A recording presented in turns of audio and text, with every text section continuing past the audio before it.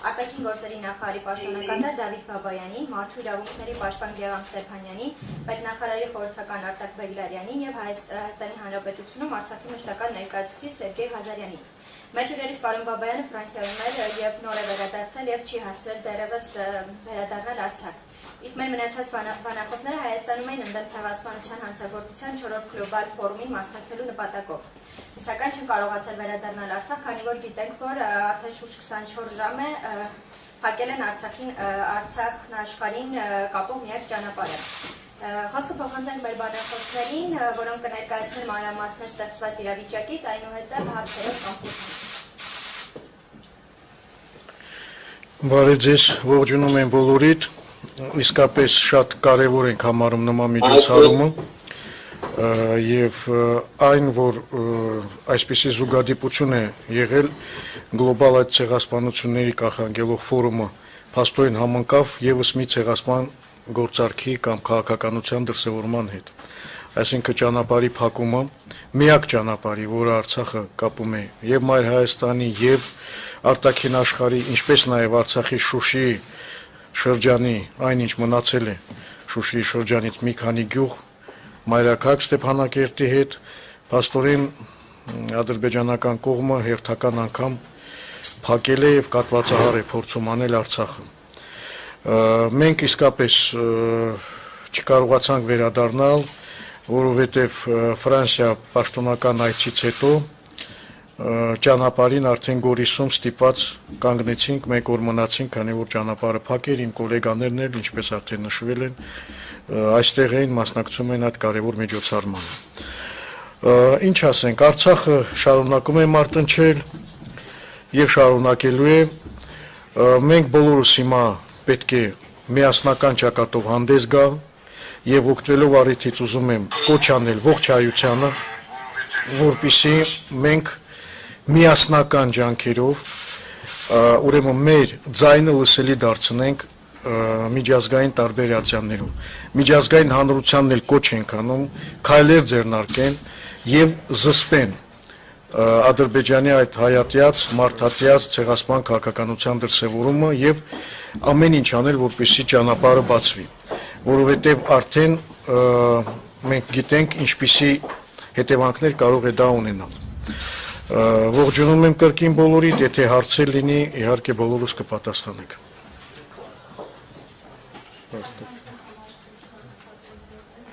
Հա, այ կներեք։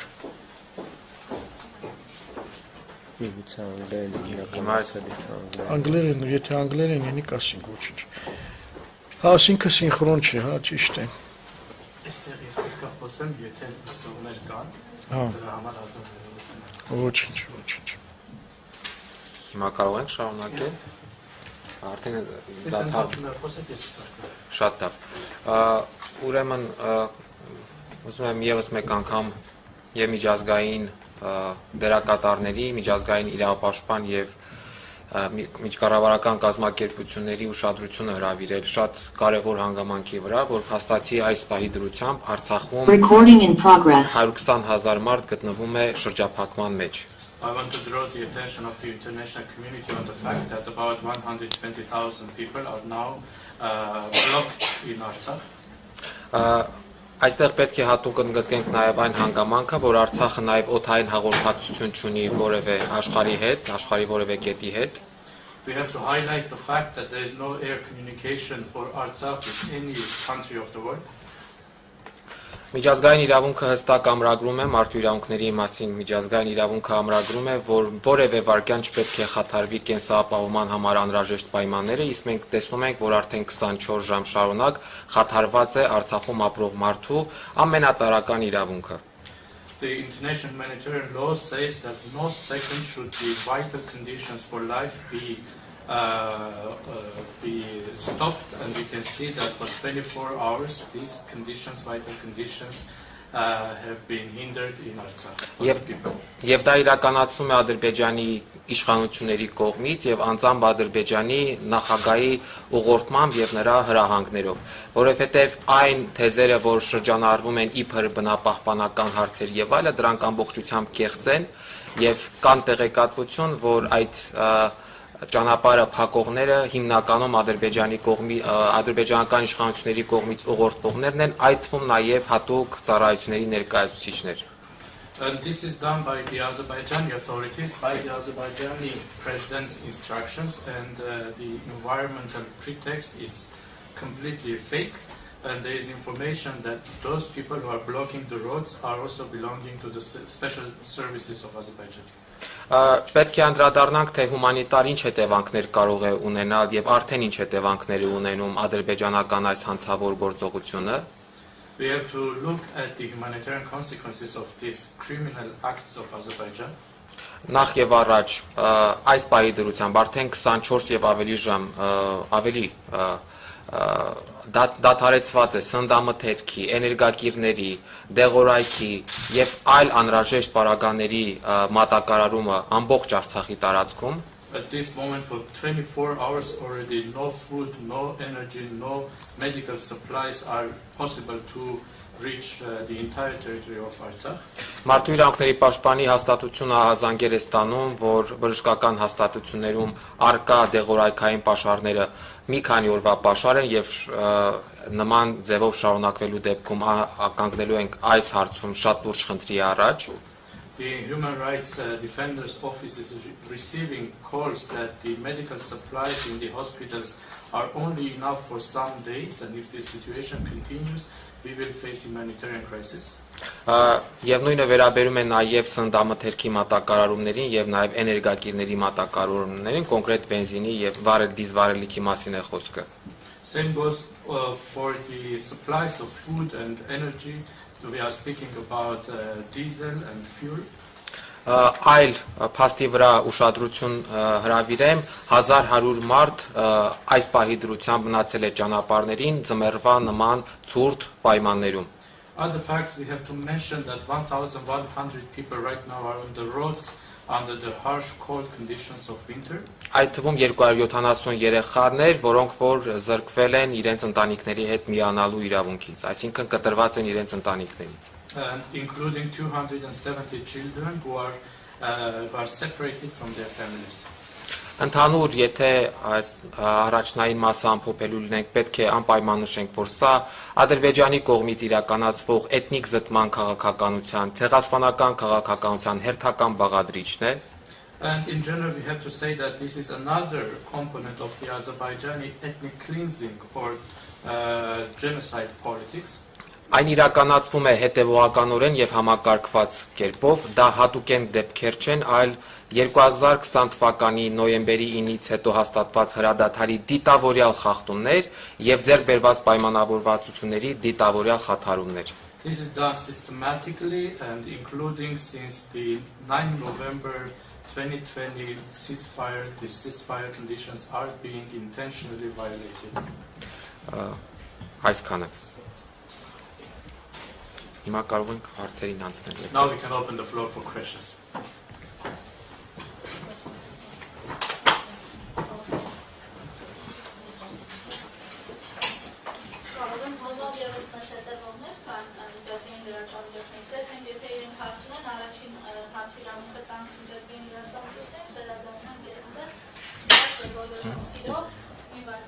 If any of our international colleagues on Zoom would have any questions, we would first give the questions to the international media that is following us on Zoom, please.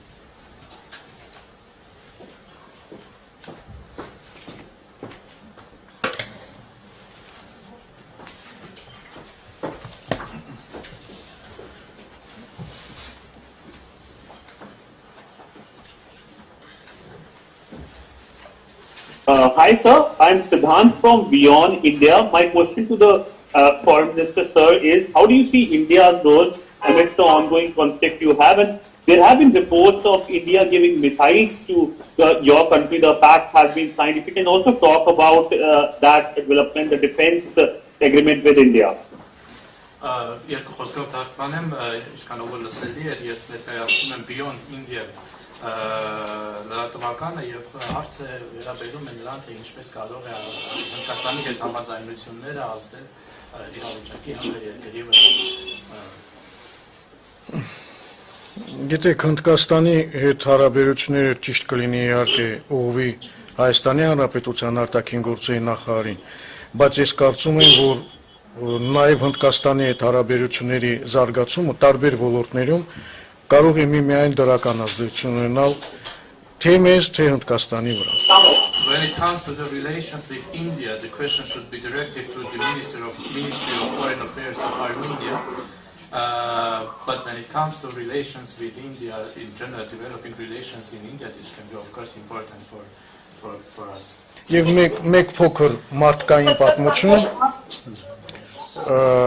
Արցախում կան ազգությամբ հնդիկներ, որոնք ամուսնացած են հայերի հետ եւ ունեն երեխաներ եւ հիմա այս պահի դրությամբ նույնպես գտնվում են շրջափակման փաստորեն Ադրբեջանի կողմից շրջափակման մեջ։ Եթե Հնդկաստանի կառավարությունը նույնպես կարծում են, որ պետք է արձագանքի, կապ չունի, որ հնդիկներ են ազգությամբ թե ոչ, առհասարակ ցանկացած մարդ, որը ուրեմն հայտնվում է նման ծանր վիճակում, պետք է ստանա միջազգային հանրության կողմից համապարփակ գնահատական եւ պաշտպանություն։ And there is one human story that I would like to bring up is that there are many Indians in Artsakh who are married to Armenians. They live in Artsakh. They are also now stuck in Artsakh. And if the Indian government or in general the entire international community should give appropriate response to such humanitarian situations.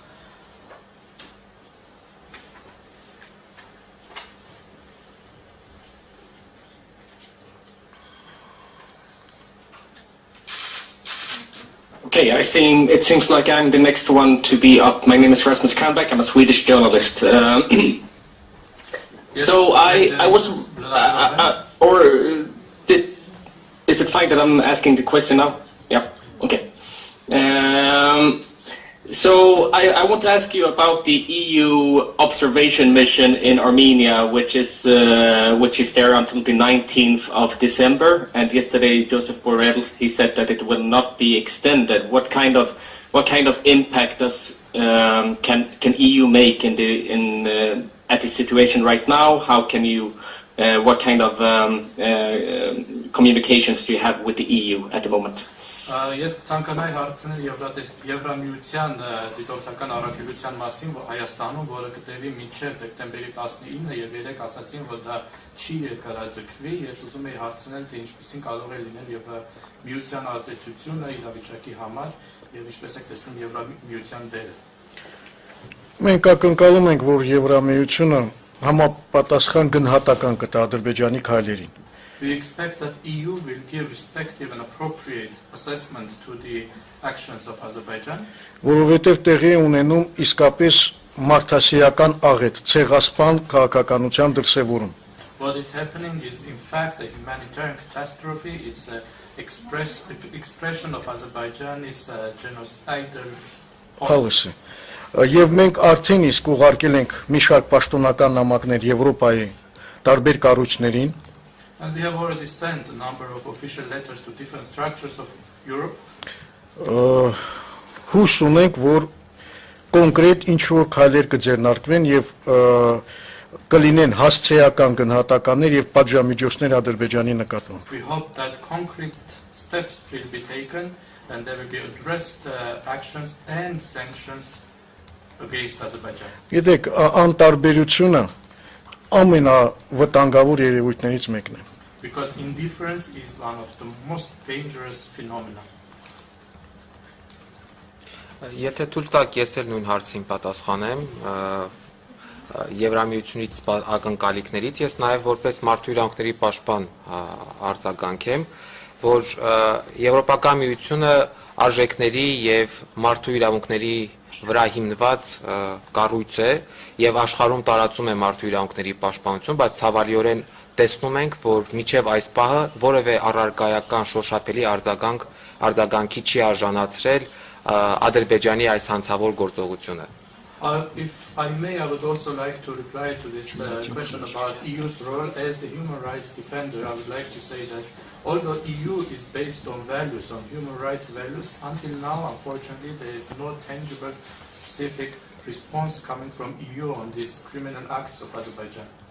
Իհարկե աշխարհակահաղական շահերը կամ տնտեսական շահերը կարծես թե վերջին ժամանակահատվածում միշտ էլ ստվերի տակ են թողնում մարդու իրավունքների օրակարգը եւ առհասարակ աշխարհում մարդու իրավունքների պաշտպանությունը։ Of course, we see that geopolitical interests and economic interests are shadowing human rights values, human rights priorities.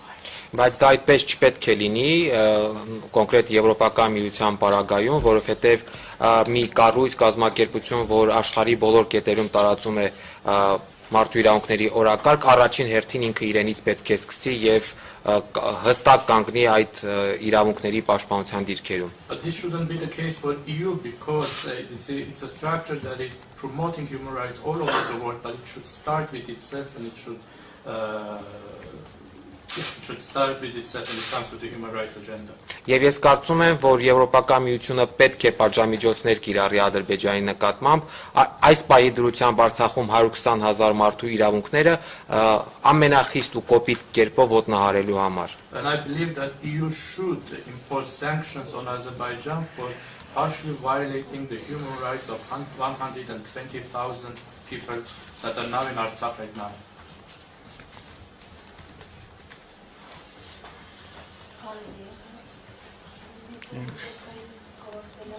If there are no more questions from our international colleagues, we can pass the floor to the Armenian media. Hello. Yes, Hello. yes. I don't know if you see me. Yeah. Okay. So I'm Paul Véronique, a French journalist for L'Express. I have two questions. So the first one is, do you fear that this blockade of the Lachin corridor will lead to a blockade of the will lead to a total blockade of the Astract by Azerbaijan? And second question, do you fear that this is a prelude to further large-scale actions by Azerbaijan? Ես ունեմ երկու հարց, Ֆրանսիայից է հարցը ուղղվում։ Դուք կարծում եք, որ Լաչինի արգելափակումը կարող է վերածվել ամբողջ Արցախի բլոկադայի, եւ դուք կարծում եք կա մտավախություն, որ սա կարող է ավելի լայնածավալ գործողությունների սկիզբ լինել։ Արդեն իսկ ավելի քան 1 օր է Արցախը լրիվությամբ, այո, 29 ժամ լրիվ գտնվում է շրջափակման մեջ։ Արդեն իսկ սկսվել է այդ տոտալ շրջափակումը, սա փաստ է։ It's a fact that it is already a total blockade of Artsakh for 24 hours. 29 already. Փաստորեն դա սկսվել է։ So it has already started. Ինչ վերաբերում է կլինի դա նախաբան ավելի այսպես լայնածավալ գործողությունների համար, As for whether or not this will be a pretext for larger scale activities, ապա ինչ որ կերպ դա կախված է նաև միջազգային հանրության, ուրեմն համապատասխան արձագանքից։ in some ways it also depends on the reaction, on the response of the international community. Եթե չլինի արձագանք, եթե անտարբերություն լինի, ընդհանրապես որևէ շահագրգռվածություն չլինի, կարեկցանք չլինի Արցախի ժողովրդի նկատմամբ, If there is no response, if there is indifference, if there is no support for the people of Artsakh, իհարկե սա կարող է բերել նորանոր զարգացումների, եթե հիմա չէ, մի քիչ ավելի ուշ կամ հաջորդ անգամ։ indeed this may cause new development. If not now, then maybe later, maybe next time. Չէ որ կա մի այսպիսի շատ լավ ասացվածք, որը հավերժական է, անպատժելիությունը խթանում է ագրեսիան։ And there is a saying that says impunity promotes aggression.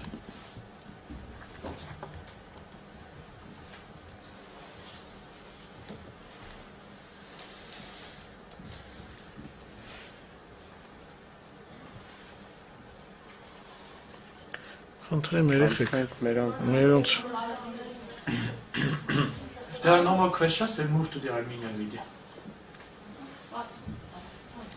Պարոն Բաբայան, փաստորեն միջազգային հանրության այսպես ասենք անդրադառնության արդյունքում նաև ադրբեջանցիները նորանոր ուժեր են այսպես ասենք բերում բնապահպաններ ավանդական ոսկով։ Ինչ քայլերի պատրաստվում դիմել, հնարավոր է դա վերածել ինչ-որ ռազմական գործողությունների նաև ռուս խաղապահների միջնորդությամբ։ Mr. Babayani, in fact, it turns out that as a result of the indifference of the international community, Azerbaijan is involving new forces, including environmental pretext. What steps are you going to take?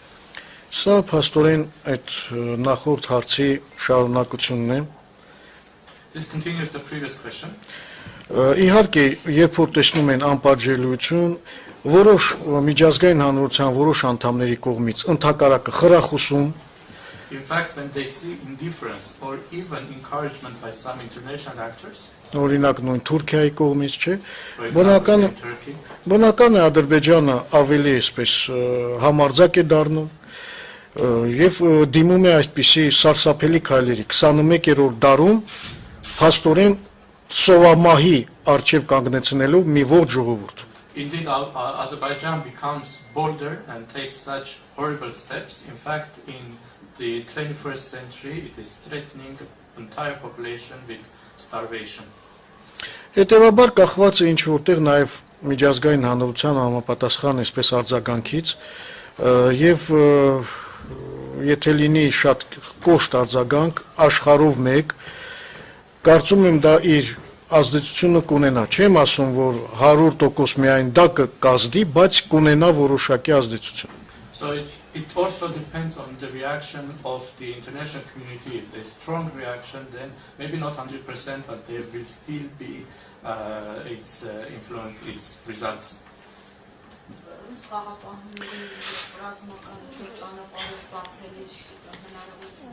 Հիմա տեսեք Do you see the opportunity of opening the road by the help of the Russian peacekeepers or by any military way? Դուք քաջատեղյակ եք որ մենք մի շարք կարևոր այսպես պատգամներ ենք ուղարկել միջազգային հանրությանը կապված խաղապահ առաքելության հետ եւ նրանց գործունեությանը You are well aware that we have sent important messages to the international community about the activities of the peacekeeper mission. Եվ հանրապետության նախագահը եւ ազգային ժողովը եւ պետնախարարը եւ արտաքին գործերի նախարարությունը եւ բոլոր համապատասխան կառույցները հետևյալ առաջարկներն են ու եթե ամփոփենք ամեն մեկը And we can summarize the suggestions, the proposals made by the president, by the state minister, by the Ministry of Foreign Affairs, National Assembly and the National Assembly. Ուրեմն մենք առաջարկել ենք որ անհրաժեշտ է նախ եւ առաջ ավելացնել խաղապահների թվականակը We have suggested that first of all the number of peacekeepers should be increased.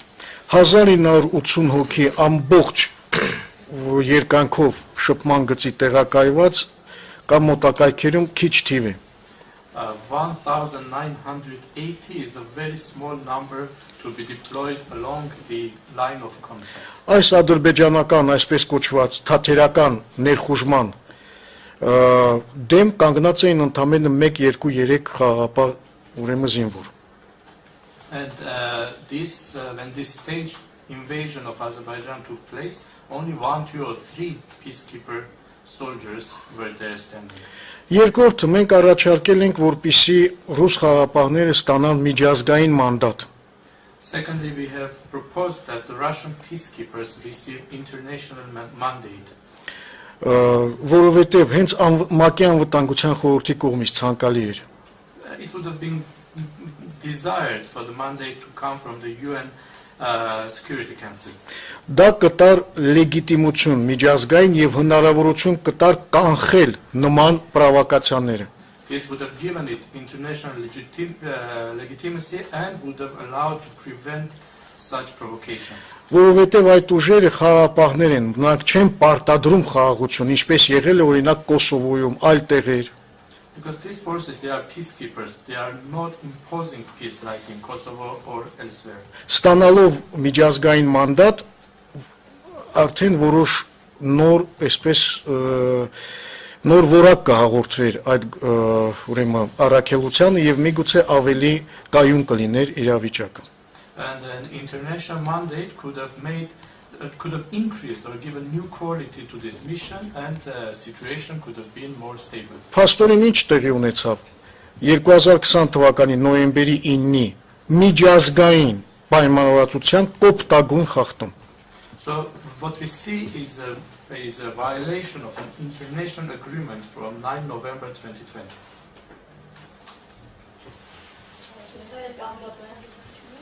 Հա, խնդրեմ, գոլեգան։ Այս բանում Արցախի իշխանության եւ Ադրբեջանի միջեւ բանակցություններ ընթանում են միջանց ճանապարհը բացելիությամբ քրեն ներգրաված։ Հետո մյուս հարցերը։ Right now, are there negotiations about opening the roads, and who are involved in the negotiations by the Artsakh authorities? Գիտեք, Արցախի ուրեմն իշխանությունները Արցախյան կողմ, այսպես ասենք, իհարկե շփումների մեջ է բնական է ռուս խաղապահների միջոցով, որպեսզի with the help of the Russian peacekeepers, the Artsakh authorities are in touch. Այլ տարբերակ չկա։ Եվ բնական է բոլոր համապատասխան կառույցները այնտեղ են եւ ներկայացուցիչները անուններ չտանք, որոնք զբաղվում են բոլորը երկրի ղեկավարից սկսած միջև համապատասխան տարբեր կառույցների ներկայացուցիչներ զբաղվում են հարցի հանգուցալուծմամբ, ամեն մեկը իր ճակատում։ Միջնորդությամբ ուղղակի ընդհանրապես բանակցություններ հասկացությունը մի քիչ ճիշտ չի օգտագործել։ Արցախի եւ Ադրբեջանի միջև չկան բանակցություններ, կան շփումներ։ It's not correct to use the word negotiations. It's with mediation. It's we have contacts between the Artsakh and Azerbaijani authorities without giving names. Starting from the president, everyone is, all the stakeholders are in touch. Որովհետև տեսեք, ասենք, այս սա չենք վերցնում, այս կոնկրետ դեպքը չենք վերցնում, ասենք ինչ որ միտեղ մի մարդ է մոլորվել եւ հայտնվել իրենց օկուպացված տարածքում։ Not only this case, let's say that somewhere a person is getting lost and somehow appears in their occupied territories. Ինչ պետք է մենք անենք, բնական է պետք է շփում հաստատենք ադրբեջանական կողմի խաղաղապահների միջոցով եւ այդ մարդուն դուրս բերենք, չէ՞։ We should naturally be in contact with the Azerbaijani side with the help of the peacekeepers and try to bring this person out. Կամ միտեղ կտրել են ինչ որ մի էլեկտրալար, կամ չգիտեմ, այլ ինչ որ դեպք է եղել։ Or if somewhere the electricity lines are damaged or some other case, incident happens, we are in contact. Սա է իրականությունը։ Քանի որ դեպս միջնորդավորված այժմ շփումների մեջ են ադրբեջանական կողմի հետ նրանք նույն պահանջն են բարձրացնում պարոն Բաբայան, թե այդ պահանջները են ներկայացնում նորից այդ բնապահպանական պահանջներն են։ In your contacts with the Azerbaijani side, although with mediation, are they raising the same environmental concerns or they have different concerns? Ես կարծում եմ ակնհայտ է, որ ոչ մի այսպես բնապահպանական խնդիր չկա։ I think it's obvious that there is no environmental issue. Մի հատ տեսեք այդ մարդկանց, ովքեր են այդ մարդիկ։ Բանակի մարդիկ, ովքեր ծառայում են Ադրբեջանի բանակում, հատուկ ծառայություններում եւ այլ բեմականացված մի ձև է, վաղը կուղարկեն, չգիտեմ, հեծանավորների, մյուս օր արտիստների։ And when we see who are these people there, it's people who are serving in the Azerbaijani army, in the Azerbaijani special services. This is a staged action.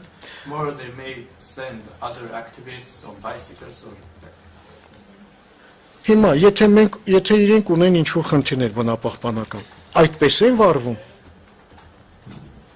If they have environmental issues inside, do they do the same? Մենք էլ ունենք բնապահպանական շատ խնդիրներ, հարցեր իրենց։ We also have many issues, many questions to them when it comes to the environment. Դուք բոլորդ քաջատեղյակ եք ինչպիսի ֆոսֆորային ռումբեր են օգտագործել նա 44-օրյա պատերազմի ժամանակ։ You are all well aware what kind of phosphorus weapons have been used during the 44-day war.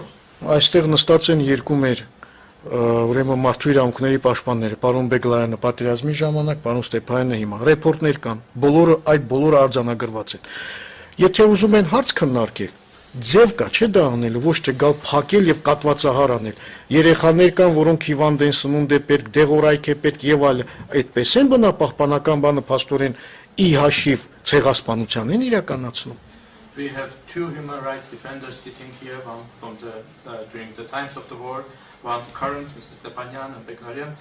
They can give all the facts about the weapons that have been used, environmental issues. But when they have environmental issues, paralyzing the whole population is not the right way to go, and genocidal policy is not the right way to go. Բացի դրանից ստեղ կա մի նրբություն եւս։ And there is one more detail here. Այդ բնապահպանության պատրվակի տակ նրանք վաղը ասելու են, որ պետք է փակեն Կաշենի հանքը, բեզմետալ գործարանը, իսկ սա մեր տնտեսության ուրեմն կարևորագույն լոկոմոտիվներից մեկն է, որը իմիջիալոց բոլոր բնապահպանական նորմերը պահպանում է։ And under this environmental pretext, tomorrow they will be demanding to close the Kashen mine, which is very important for our economy and which is in fact maintaining all the environmental norms. Մի բան ես ավելացնեմ, պետք է նախ հաշվի առնել, պարոն Բաբայանն նշեց, պարոն Ստեփանյանն էլ, որ բնականաբար բնապահպանական հարցերը զուտ պատրվակներ են, եւ երկրորդը, բացի նրանից, որ Կաշենի հանքը միջազգային բոլոր ստանդարտները պահպանում է, նաև Կաշենի հանքը շուրջ 20 կիլոմետր հեռավորության վրա է ադրբեջանական ամենամոտիկ բնակավայրից եւ որևէ ջրային ռեսուրսների մոտ չի գտնվում։ Հետևաբար իրականում նույնիսկ այս պատրվակը հիմնավոր պատրվակ չէ։ Այնինչ մենք հիմնավոր տարբեր խնդիրներ ունենք բարձրաձայնելու, այդ թվում բնապահպանական, այդ թվում ջրային ռեսուրսների կառավարման տեսանկյունից, որոնց պետք է ադրբեջանական կողմը պատասխան տա։ Եվ մենք շատ լավ գիտակցում ենք, որ սա ուղղակի պատրվակ է եւ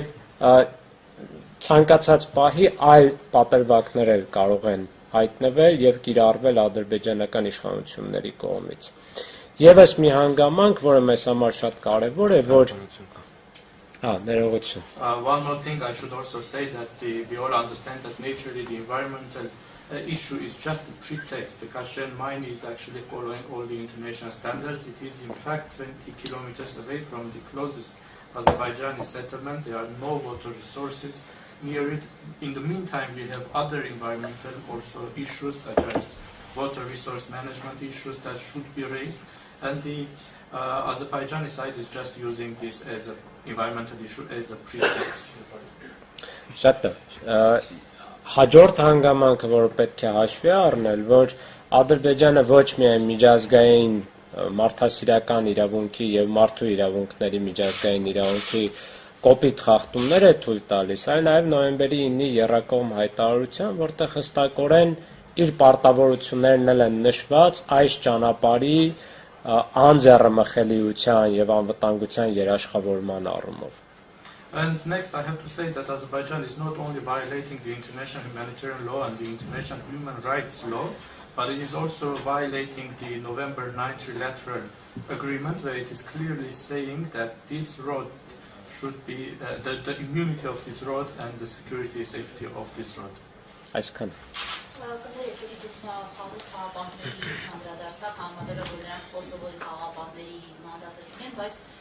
Այս իրավիճակում նրանք ունեն մանդատ ճանապարհը բացել բան Բաբայան, այս հարցին կուզենայի հստակ արձագանքի։ Mr. Babayan, it was mentioned that the Russian peacekeepers do not have the same mandate as the Kosovo, for example, peacekeepers, but in this case, do the Russian peacekeepers have the mandate to open the road? Գիտեք, Ռուզանա ջան, նախ եւ առաջ մենք պետք է մի բան հասկանանք, որ Արցախը իսկապես գոյաբանական վտանգների է արերեսում եւ այստեղ արեմտամետ, ռուսամետ այդ բոլոր հարցերը պիտի դնենք մի կողմ։ Այս ամենակարևորը, որ ուզում եմ բոլորիդ ընդգծեմ, մենք պետք է իսկապես լինենք իմաստուն, հերիքը արդեն։ Եթե հնարավորություն կա բոլորի հետ լավ լինենք, պարտավոր ենք լավ լինենք։ Այդ մեկ, երկրորդը, իսկապես առանց ռուս խաղապահարակելության չկա Արցախի անվտանգություն։ Սա ի սկզբանե եմ ասում, հասկանում եմ ենթատեքստերը եւ այլ, դնենք մի կողմ, հիմա կանցնեմ նաեւ այդ հարցին։ Ընտրեմ։ I have to say first of all that we have to understand that Artsakh is facing an existential challenge, and therefore all the questions about pro-Russian or pro-Western should be put aside. We have to be wise, we have to be friends with all and everyone we can be, and I have to indeed say that without the Russian peacekeepers there is no security for Artsakh. Հիմա անցնենք կոնկրետ այդ խնդրին։ Now speaking specifically about this issue, Ես արդեն նշեցի, որ ռուս խաղապահները խաղապահներ են, դա նույն մանդատը չունի, ինչպես ունեցել է Կոսովոյում, Բոսնիայում եւ այլն։ Այսինքն պատժիչ միջոցներ, պատժիչ այդ բաղադրիչը չունի։ I already mentioned that Russian peacekeepers are peacekeepers.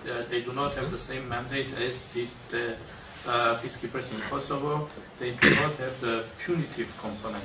Հիմա կանգնած է 2-3 խաղապահ, որոնց արկայությունը այնտեղ արդեն իսկ կայունության մի գրավական է։ There are 2 or 3 peacekeepers standing there, and their presence there is already some guarantee of stability. Եթե կողմերը հետևում են ուրեմն քաղաքակիրթ նորմերին։ If the sides follow civilized norms. Եթե կողմերից մեկը ահաբեկչությունը եւ ատելությունը իր պետական քաղաքականության հիմքում է, If one of the sides has terror and hatred in the basis of its state policy, նույն խաղապահները հայտնվում են ծանր վիճակում։ the same peacekeepers appear in very difficult situations.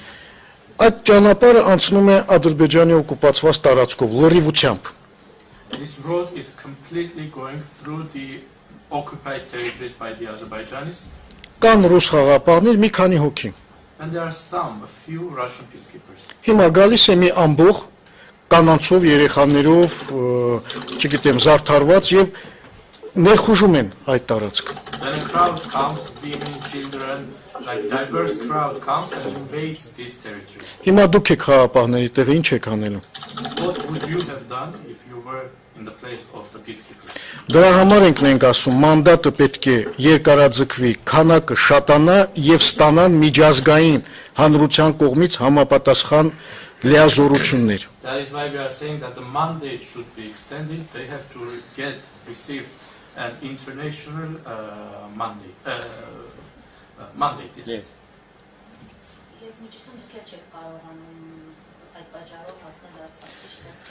I should clarify, you also are unable to reach Artsakh for the same reason. Ուրեմն ես գիտեք, որ իրենց ցուցակներում են որպես միջազգային ահաբեկիչ։ You know that I'm in their lists as an international terrorist.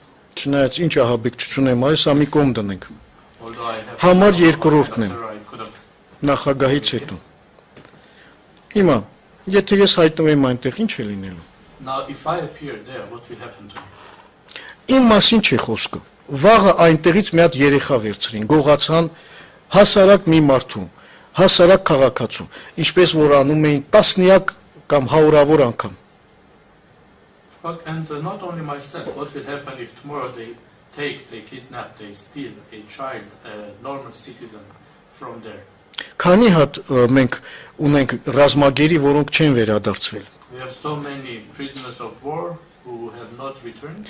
Իսկ քանի պատանդ ունենք, որոնց թիվը անգամ չգիտենք եւ Ադրբեջանը ընդհանրապես այդ կատեգորիայի մասին չի խոսում եւ ասում է չունենք պատանդ, բայց մենք գիտենք, որ կան որոշ տվյալներ, որը կարող է հիմք լինի, որ ունենք նաեւ պատանդներ, չգիտենք ողջ են, ողջ չեն։ We have so many hostages, we don't know their number. Azerbaijan is not even speaking about this category. They say there is no hostages, but we know that we have information that there can be hostages, and we do not even know whether or not they are alive or not. Գիտեք, դրա համար միջազգային հանրությունը պետք է ավելի խիստ վերաբերվի նման խնդիրներին։ Therefore, the international community should be more strict on such issues. Պարոն Բաբայան, այսինքն ձեր խոսքից ստացվում է, որ ռուս խաղաղապահները, թեթև ադրբեջանական կողմը դիմում է այսպիսի գործողությունների մանդատ չունեն ուժի գործադրման հարցերը կարգավորելու եւ օրինակ հիմա այս նույն ուժի գործադրումը պետք է չանցնի։ So, if I understand right, you are saying that the Russian peacekeepers there do not have the mandate to exercise force to open the road. Ուժի կիրառման լիազորություններ չունեն։ They do not have authorization for.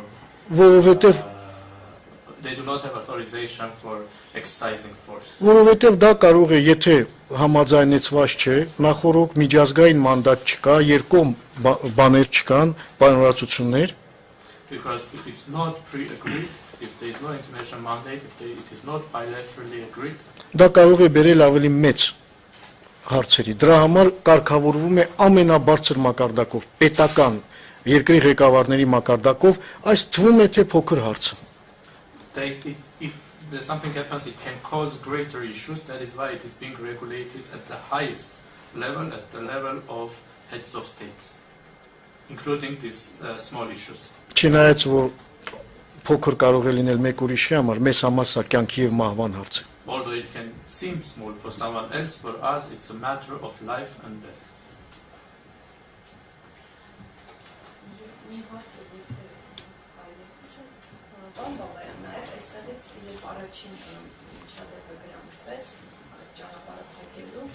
Օրինակ Հայաստանից հայտարարվում է, որ Հայաստանի իշխանության ներկայացուցիչներից հայտարարվում է, որ անարգել անխոչնդոտ մուտքը ադրբեջանցիների Արցախի տարածք փոխհամաձայնեցված գործողությունների հետ։ Դուք տեղյակ եք եղել օրինակ Արցախի իշխանությունը տեղյակ է եղել ինչ կերպով եք մտել օրինակ Իվանյան համայնքում հավերժին պետքերը գործողությունները ինչպես են իրենք մտել եւ ինչ փոխհամաձայնության մասին է խոսքը, ինչ ինֆորմացիա ունի։ When this incident happened from the Armenian side, there was information that this happened in a mutually agreed way, and when they entered Ivanyan community, do you have any information how it happened and what kind of mutually agreed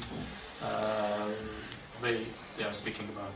Դուք գիտեք, որ առաջի այդ միջադեպը որ եղավ, նույնպիսի փաստորեն ահաբեկչական գործողություն էր Ադրբեջանի կողմից։ You know that the first such incident was also a terror act by the Azerbaijanis.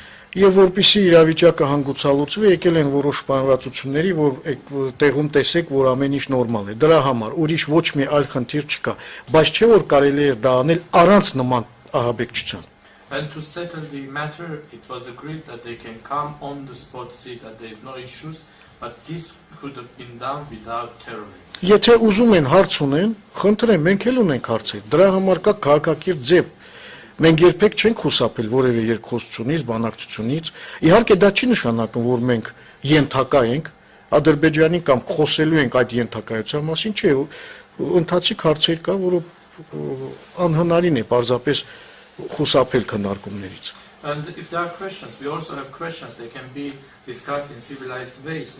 We never rejected dialogue, negotiations. There are current issues that can be discussed, but this doesn't mean that we are subjects of Azerbaijan or should speak as subjects of Azerbaijan. No, we should speak as equal subjects. Yes. Equal actors, equal entities. Այո։ Պարոն Բաբայան, իսկ չեք կարծում, որ Ադրբեջանը շրջափակման պահելով Արցախը փորձում է զիջումներ կողմել Հայաստանից? Mr. Babayan, don't you think by blockading Artsakh, Azerbaijan might be trying to get consensus from compromises from Armenia? Գիտեք ոնց է, չի բացառվում, բայց այս նման ձևը փաստորեն միջազգային իրավունքի կոպտագույն խախտում է։ It can't be excluded, but such a way is a gross violation of international law. Նախ եւ առաջ հայ-ադրբեջանական հարաբերությունների կարգավորումը չնայած ինչ որ կապված է, փոխկապակցված է Ադրբեջանա-Ղարաբաղյան հակամարտության կարգավորումից, բայց հայելային չէ, էլի դա սրակ երկու այլ հարթությունում են գտնվում։ First of all, Armenia-Azerbaijan relations or regulation of these relations is not mirror with the Artsakh issue. This is completely different platforms. Հետևաբար այսպիսի ճնշումներով կողզել ինչ որ այլ բաներ, դա ինքնին միջազգային իրավունքի խախտում է։ Therefore, to get something by such pressures is already violation of the international law. Եվ երկրորդը այսպիսի գործողությունները միջազգային մարդասիրական իրավունքի գարշելի խախտումներ են։ Secondly, such actions are horrible violations of the international humanitarian law. Պարոն Ստեփանյան, դուք նշեցիք, որ Արցախը Հայաստանի միջազգային կապ չունի, բայց մենք Արցախում ունենք օդանավակայան եւ ինչ է կարծում, արդյոք հնարավոր կլինի այս անհրաժեշտության դեպքում, որ խաղապահների միջնորդությամբ օդային կապ հաստատել Հայաստանի հետ։ Mr. Stepanyan, you said that Artsakh does not have air communication with Armenia, but we have an airport in Artsakh, and if necessary, would it be possible, with the help of the Russian peacekeepers, to ensure air communication?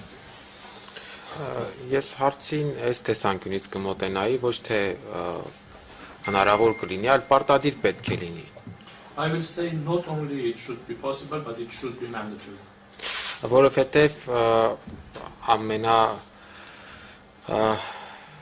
ամենավատ սցենարում տեսնում ենք, որ այսինքն ամբողջական բլոկադան Արցախի ժողովրդի նշանակելու է, որ արդեն իսկ նշել ենք, թե ինչ հետևանքների է հանգեցնելու։ Եվ եթե հնարավոր չէ ցամաքային կապը ապահովել, որը որ եւս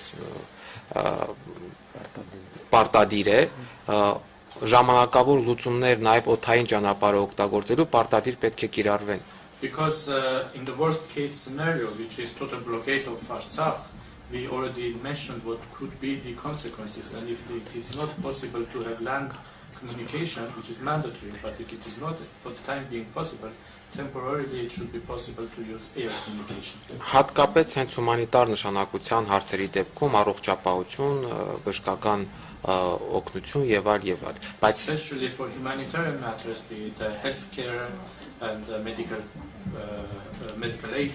Բայց պետք է նշենք, որ Ադրբեջանը նաև այս հարցի վերաբերյալ է խոչընդոտներ հարուցում, սպառնալով, որ կվերացնի Ստեփանակերտից թռչող ցանկացած օբյեկտ։ But Azerbaijan is also creating obstacles for this as well, threatening that any object flying out of Stepanakert will be destroyed. Այսինքն տեսնում ենք, որ բոլոր այն ճանապարհները, որոնք որ կարող են եւ պետք է Արցախը կապեն արտաքին աշխարհի հետ, ոչ միայն Հայաստանի Հանրապետության, այլ առհասարակ աշխարհի հետ, Ադրբեջանը ուղղակի խաթարում է, այսինքն ստեղծում է ամբողջական իզոլացիա։ So we see that all the roads that could provide any communication for Artsakh, not only with Armenia but also with the whole world, Azerbaijan is creating obstacles for them. Եվ իհարկե վերադառնալով ձեր հարցին պիտի ասենք, որ եթե նման իրավիճակներ լինեն, որ խիստ անհրաժեշտություն կա, առհասարակ անհրաժեշտություն կա, պարտադիր կերպով պետք է նաև Արցախի իշխանությունների միջամտությամբ այդ հարցը լուծում ստանա։ So coming back to your question, if there is such a situation for such a need to happen, with the intervention of the Artsakh authorities, this matter should be settled.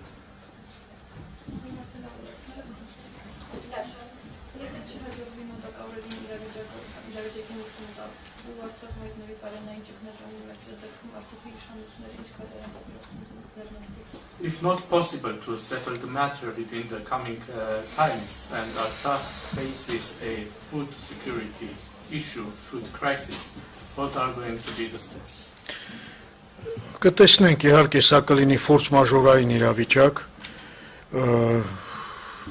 հուսով ենք, որ միջազգային հանրությունը եւ տարբեր այսպես դերակատարներ այնուամենայնիվ կանեն ամեն ինչ, որպեսզի իրավիճակը չհասնի այդ կրիտիկական պահին։ We'll see. Indeed, this will be a force majeure situation. We hope that the international community and other actors will do everything for the situation not to reach such a critical level.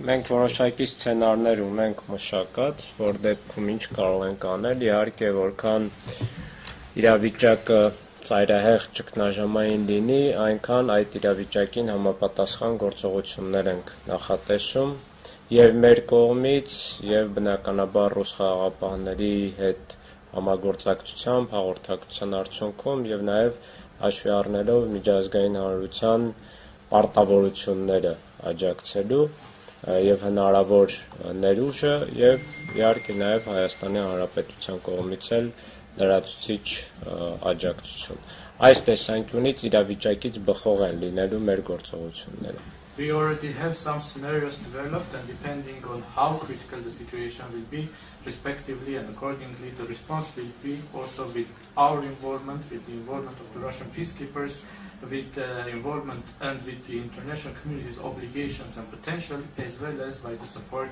of the Republic of Armenia.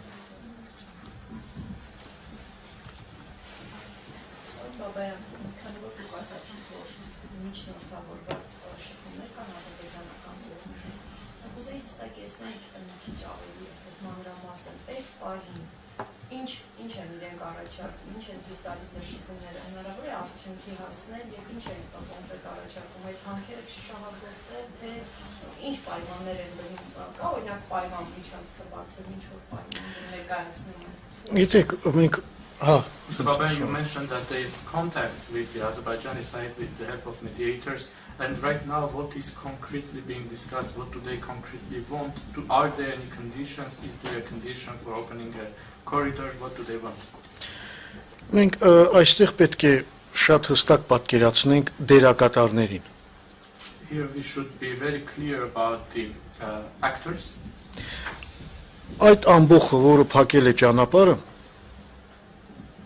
The crowd that has blocked the road. նա միայն գործիք է։ It is only a tool.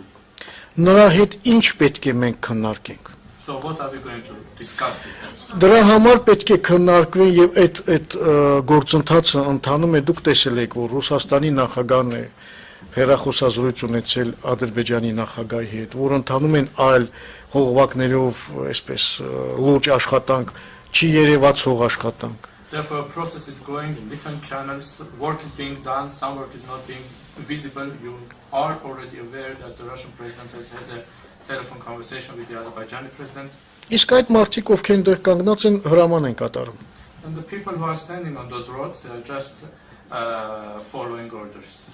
Պարոն Բաբայան, խոսքը այսքան որ ասացիք շփումների մեջ եք ադրբեջանական կողմի հետ, նկատի ունեիք իրենց, թե նկատի ունեիք ադրբեջանական իշխանությունների Չէ, բնական է համապատասխան, այսպես ներկայացուցիչների հետ։ Նաև իրենց հետ ինչ որ կերպ, այսպես խաղաղապահները տեսնում են, գոնե ուզում են կարգավորեն, սրանք անընդհատ ուզում են ել ավելի առաջ գնան, բան, սա արդեն տեխնիկական խնդիրներ է, բայց այդ մարդիկ իրենք օբյեկտներ են, իրենք սուբյեկտ չեն։ Ոչ մի բան, գորգորում են, սա մեր հողն է։ Նու հաշվի առնելով, որ միջև հիմա այնտեղ են այդ գործիքները, պարզ է, որ դերևս որևէ բան չկա։ Understanding that these people are still there, we can understand that there is not yet any tangible results, but we are in touch with everybody. Ինչ որ X ֆայլ, ինչ հասկացել եք, կոնկրետ ինչ որ պայման իրենք ներկայացնում են, ո՞նց է ձևակերպում այդ Do they put any conditions for opening the corridor at some point? How do they formulate their conditions? Այս պայդրությամբ կան ուղղակի լոզունգներ, Right now they are just slogans, ասում են ինչ են ասում, Ղարաբաղը մերն է, պետք է բնությունը պահպանենք, հայերը օկուպանտներ են, այսպիսի բաներ։ What they say is Karabakh is ours, Armenians are occupants, we have to Ոչ, ուղղակի սա որովհետև իրենք եկել են, որպիսի կատվածահար անեն, իրենք ուղղակի գործիք են։ They are just tourists, they have just come there to paralyze the region situations. Կարելի է ավելացնել նաև, որ ամեն կերպ փորձում են նաև ռուսական խաղապաններին էլ սադրեն։ Այո։ Եվ նախապայմաններից մեկը հենց կայանում է նրանով, որ ռուսական խաղապանների հրամանատարությունը ներկա են այնտեղ, ու հետևաբար ինչ որ սադրանքներ են նախապատրաստում։ I have to also add that they are doing everything to also provoke the Russian peacekeepers, and one of the conditions of theirs is that the commander of the Russian peacekeepers also goes there, so naturally they are trying to provoke. Ադրբեջանը յուրահատկությունը հետևյալն է, այնտեղ չի կարող լինել նման գործողություն առանց ամենավերևի օղակի ուրեմն համապատասխան որոշման։ Azerbaijan is specific because there cannot be such actions without the decision of the highest level. Ղազարյան դուք ասացիք, որ ռուս խաղաղապահների հրամանատարությանը այսպես բանում, որ ներկայանան այնտեղ, այսինքն ռուս խաղաղապահների հրամանատարը կնայեք կետ, հա, Ինչ որ մենք տեսնում ենք այս սլովակներով, տեսել եք, որ երեք ել են փորձում սադրել խաղապաններին եւ հենց իրենց այդ կարևոր նպատակներից մեկը կայանում է հենց դրանում։ You mentioned that they want the Russian peacekeepers commander to go there. Why? What do they want? You have seen that they are trying to provoke the peacekeepers. This is one of their main objectives. Փորձում են հեղինակազրկել նաև այդ խաղապահ առաքելությունը։ And they are also trying to put under question the reputation of the peacekeeping mission.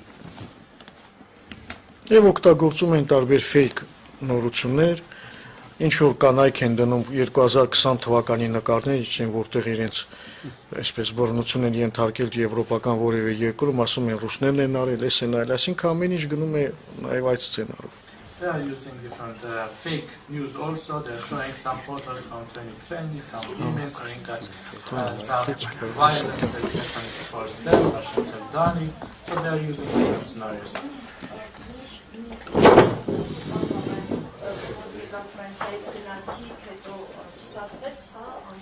Ուրեմն մենք եկանք Կիրակի երեկոյան։ We came from France on Sunday evening. Մեկ օր մնացինք այստեղ, առավոտյան ճանապարհվեցինք Ստեփանակերտ։ We stayed here one day. In the morning we traveled to Եվ արդեն ճանապարհին իմացանք, որ փակված է ճանապարհը։ And on the road we found out that the roads are blocked. Բնական է, կապի մեջ էինք համապատասխան կառույցների հետ, եկանք եւ Գորիսում ստիպված մնացինք։ We were in touch with respective structures, and when we arrived in Goris, we had to stay in Goris. Այն հույսով, որ կարող է բացվել եւ մենք նույնիսկ կես գիշերին անցնենք գնանք, բայց չբացվեց դրա համար։ With the hope that the road would be opened, and even at midnight we would be able to cross, but it was not opened.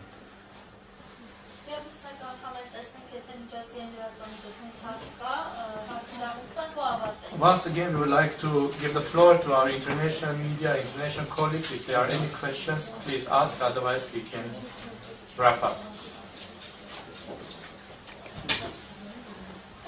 Yes, I had actually one more question. I missed a little bit before because of technical issues, but we were talking about humanitarian need, how you can maybe move it with airplanes and so on. But if there's an escalation and there would be a war, how is there a plan for evacuation of civilians from Artsakh?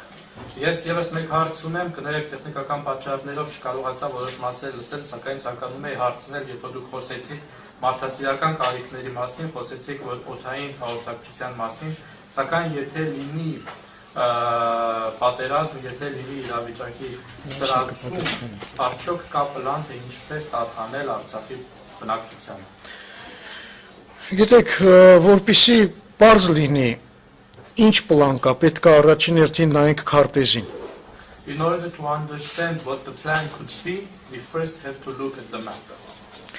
Ուրեմն Արցախը այս պայդրությամբ լրիվ շրջափակման մեջ է։ Right now, Artsakh is totally blocked.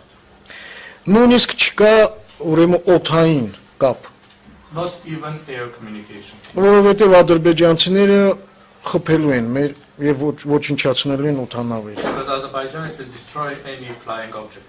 Եվ միակ ճանապարհը, որ կապում է Արցախը արտաքին աշխարհի հետ եւ Մայր Հայաստանի հետ, դա այդ 5 կիլոմետրանոց ուրեմն միջանցքն է եւ այդ նեղ ճանապարհը։ And the only road that connects Artsakh with Armenia and with the world is the 5-kilometer long corridor, which is a narrow road. Հիմա այդ ճանապարհն էլ է կապված։ Փակված։ And now this road is also closed. Լավ, ո՞նց տարհանենք։ Որտեղ տարհանենք։ How and where are we going to evacuate people? Դրա համար եթե Արցախում տեղի ունենա ցեղասպանություն, Therefore, if genocide happens in Artsakh, դա լինելու է մի սարսափելի, ուրեմն ինչ ասեմ, հանցագործություն, որին մասնակից է փաստորեն դառնալու, եթե միջազգային հանրությունը համապատասխան քայլեր չձեռնարկի, նաև այդ միջազգային հանրությունը խարանի պես դաջվելու է միջազգային հանրության վրա։ this will be a horrible, horrible crime to which an accomplice will also become the international community if they remain indifferent. This will be stamped on the international community. It will be a stigma, which will be forever as a mark, and qualifying the indifference and passiveness of international community. Դա պիտակ կլինի հավերժ, որը ցույց կտա միջազգային հանրության պասիվությունն ու անտարբերությունը։ Կխորհրդանշի։ Ես էլ որոշակի անդրադարձ անեմ քաղաքացիական պաշտպանությանը, կա որոշակի պլաններ, իհարկե կառավարության կողմից հաստատվում են քաղաքացիական պաշտպանության պլաններ, բայց ինչպես պարոն Բաբայանը նշեց, պատերազմ լինելու դեպքում Արցախի ժողովուրդը ուղիղ հայտնվում է երկու այլընտրանքի առաջ, կամ ցեղասպանություն, կամ էթնիկ զտում, պետք է թողել ու հեռանալ։ So I will also speak, I will mention that when it comes to civil protection, there are some plans that are approved by the government, but as Mr. Babayan mentioned, in case of war, the Artsakh population will face only two alternatives. One is ethnic cleansing, the other one is genocide, or they will just have to leave. Երկու այլ ընտրանքներն էլ միջազգային իրավունքով արգելված են, համարվում են հանցագործություններ, բայց ահա այս պահի դրությամբ Արցախում ապրող մարդուն երկու այլ ընտրանքն են սպասվում։ Both alternatives are prohibited by international law. It's considered crimes, but this is what is facing all the population of Artsakh right now. Եվ սա է պատճառը, շատերը կարող են հարց տալ, բայց այդ պարագայում ինչու են մարդիկ ապրում Արցախում, ինչ են մտածում իրենց ապագայի մասին։ Ապրում են, որովհետև ապրում են իրենց հայրենիքում։ And many might ask questions in this case, why do people continue to live in Artsakh? Why don't they think about their future? And the answer is that they live there because they are living in their homeland. Որովհետև նրանք ունեն այդ իրավունքը, նրանք իրենց այդ հայրենիքում ապրելու իրավունքը ձեռք են բերել դարերով այդ հողի նկատմամբ իրենց կապվածությամբ։ They have this right, they have earned this right to live in their homeland, being for centuries tied to their lands.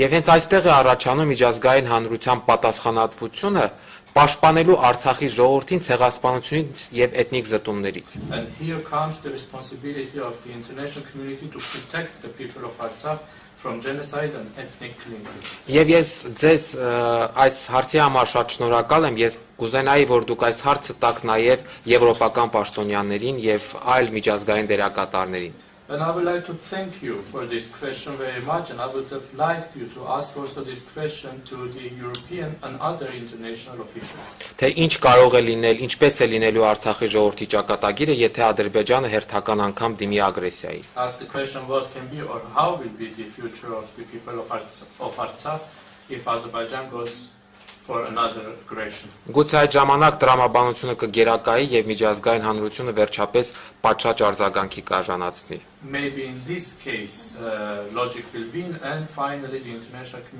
community will respond appropriately. Շնորհակալություն։ Thank you very much.